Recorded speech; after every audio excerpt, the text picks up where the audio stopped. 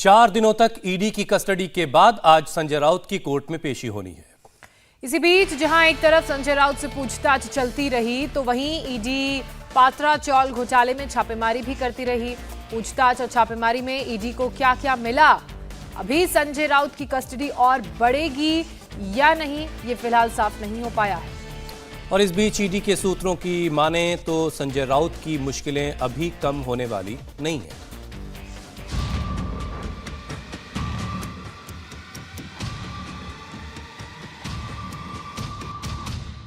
तीन दिन तक संजय राउत लगातार ईडी के सवालों का सामना करते रहे।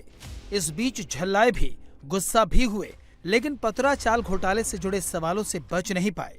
अब आज कोर्ट में उनकी पेशी होगी, उसके बाद ही तय होगा कि राउत अभी ईडी के कस्टडी में रहेंगे, जेल जाएंगे या फिर उन्हें राहत मिलेगी। लेकिन 3 दिनों की पूछताछ में कई अहम खुलासे हो चुके हैं। ईडी सूत्रों के मुताबिक ये खुलासे संजय राउत की मुश्किलें बढ़ाने वाले हैं। ईडी सूत्रों के मुताबिक पतरा चाल घोटाले में सबसे बड़ा फायदा संजय राउत को मिला। मंगलवार को सर्च के दौरान मिले सबूत संजय राउत की मुश्किलें बढ़ाने वाले हैं। ईडी की जांच में कई ऐसे सबूत मिले जिनसे पता चला है कि संजय राउत ने बड़े पैमाने पर कैश लिया। ये भी पता चला है कि फ्लैट और अलीबाग की जमीन खरीदने के लिए 70% पेमेंट कैश में किया गया। अब ईडी संजय राउत से लगातार यही पूछ रही है कि आखिर उनके पास इतना कैश कहां से आया। ईडी को अपनी जांच में शुरुआती दौर में ये बात पता चली थी कि संजय राउत के अकाउंट में 1 करोड़ 6 लाख रुपए ट्रांसफर किए गए थे और वो ट्रांसफर गुरु आशीष कंस्ट्रक्शन कंपनी यानी कि प्रवीण राउत की तरफ से किया गया था। लेकिन इन्फोर्समेंट डायरेक्टरेट ने मंगलवार को मुंबई में 2 ठिकानों पर सर्च ऑपरेशन किया और कुछ लोगों के बयान दर्ज किए, जिसमें HDIL का एक पूर्व अकाउंटेंट भी था। इस अकाउंटेंट से पूछताछ के दौरान इन्फोर्समेंट डायरेक्टरेट को ये बात पता चली कि दरअसल संजय राउत ने अपने अकाउंट में जो राशि अर्जित की है उसके अलावा भी संजय राउत को बड़े पैमाने पर नकदी मिली है। ये नकदी कितने बड़े पैमाने पर है उसका कोई निर्धारित आंकड़ा तो इन्फोर्समेंट डायरेक्टरेट की तरफ से अभी आधिकारिक तौर पर नहीं दिया गया, लेकिन बड़े पैमाने पर नकदी दिए जाने की पुष्टि की। ईडी के सूत्रों की माने तो इसी नकदी का इस्तेमाल संजय राउत ने अलीबाग में 8 से 10 जमीन खरीदने और मुंबई में एक फ्लैट खरीदने में इस्तेमाल किया। इन जमीनों की खरीदी में भी ये बात सामने आई कि यहाँ पर भी जो पेमेंट किया गया है उसमें 60 से 70% जो है नकदी दी गई थी। ईडी का दावा है कि इस घोटाले में संजय राउत को बेपनाह कैश मिला और उसी पैसे से अलीबाग की जमीन और फ्लैट खरीदे गए। संजय ने इस लेन देन के लिए स्वप्ना पाटकर और सुजीत पाटकर को मोहरा बनाया और अब यही इस वक्त संजय राउत के लिए सबसे बड़ी मुसीबत बने हुए हैं। साल 2010 में गुरु आशीष कंस्ट्रक्शन कंपनी, जिसे HDIL की सिस्टर कंपनी कहा जाता है, इसी गुरु आशीष कंस्ट्रक्शन कंपनी ने अपने हिस्से के 258% शेयर HDIL को बेच दिए।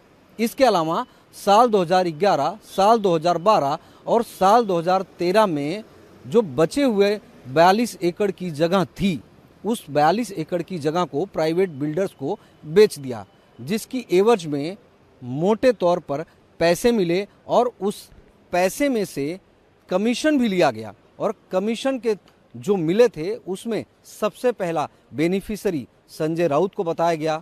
इसके अलावा दूसरे बेनिफिशियरी खुद प्रवीण राउत हैं, क्योंकि ये बात अब धीरे धीरे जांच में सामने आ रही है कि दरअसल प्रवीण राउत HDIL के फ्रंट रनर के तौर पर काम कर रहे थे, जो कि PMC बैंक घोटाले में भी आरोपी थे, साथ साथ में HDIL के निदेशक पद पर भी थे। पतरा चाल घोटाले में जैसे जैसे जांच आगे बढ़ रही है वैसे वैसे संजय राउत पर शिकंजा कस रहा है। उनके खिलाफ एक के बाद एक सबूत मिल रहे हैं, लेकिन संजय राउत के भाई अभी भी कह रहे हैं कि जो कुछ भी कहा जा रहा है, जो कुछ भी दिखाने की कोशिश हो रही है, वो सब बीजेपी की साजिश है। सबूत तो कुछ नहीं है ईडी के पास, ये तो सब किया हुआ है। ये जो सब आरोप किए झूठे आरोप है और बीजेपी के खिलाफ जो बोल रहे हैं राउत साहब, उनका आवाज़ कहीं पे दबाना है और जानबूझ के किया हुआ एक नाटक है। राउत जी को लेकर ईडी की 2 रेड भी हुई थी 2 जगहों पर। नहीं हमें पता नहीं है कहाँ पे रेड हो गई, लेकिन उनको ढूंढने दो, कुछ मिलने वाला नहीं है। पत्राचाल घोटाले में साल 2007 में पहली बार प्रवीण राउत की कंपनी गुरु आशीष कंस्ट्रक्शन प्राइवेट लिमिटेड यानी GACPL की एंट्री हुई। इसके अगले साल यानी 2008 में डील फाइनल हुई। डील के तहत GAPCL को 36 महीने में काम पूरा करना था, यानी 3 साल में फ्लैट बनाकर पत्राचौल के लोगों को देना था। लेकिन 2015 आते आते सब खत्म हो गया, कोई काम नहीं हुआ और आखिरकार म्हाडा को सामने आना पड़ा। मार्च 2018 में म्हाडा की तरफ से इस मामले में FIR करवाई गई और मुंबई के खेरखाड़ी पुलिस स्टेशन में धारा 120B यानी आपराधिक साजिश, धारा 409 यानी भरोसा तोड़ने का अपराध और धारा 420 यानी धोखे का केस दर्ज करवाया गया। बिल्डर है, अभी 2 बिल्डर का आपस में लड़ाई हो रही थी, फिर कोर्ट में मैटर गया, कोर्ट से भी जीत के आए तो बोले एग्रीमेंट नया बनेगा, बन जाएगा, लेकिन अभी तक बना नहीं है। अभी छोटा सा घर दिए, उसी में सब गुजारा करे अपना। 4-5 साल के बाद से होने लगा, अभी टूटेगा, दिवाली में टूटेगा, गर्मी में टूटेगा। 13 साल 14 साल हो गया, अभी तक कुछ सुनवाई नहीं। ईडी को यह भी पता चला है कि इस जांच को ठंडे बस्ते में डालने की कोशिश की गई। 2019 में बीजेपी और शिवसेना गठबंधन के अलग होने के बाद जब उद्धव ठाकरे सीएम बने तो संजय राउत ने अपने प्रभाव का इस्तेमाल इस जांच को रुकवाने के लिए भी किया। लेकिन उसके बाद जब इस एपिसोड की एंट्री हुई तो खेल पलट गया और संजय राउत ईडी की कस्टडी में पहुंच गए। वो ईडी के शिकंजे से बाहर निकलने के लिए मचल रहे हैं, लेकिन कोई रास्ता नहीं दिख रहा। अब आज सबकी नजर PMLA कोर्ट पर है, जहां संजय राउत की पेशी होगी। इंडिया टीवी हर वक्त हर जगह डाउनलोड करने के लिए सर्च करें India TV news Google play store या ऐप स्टोर पर।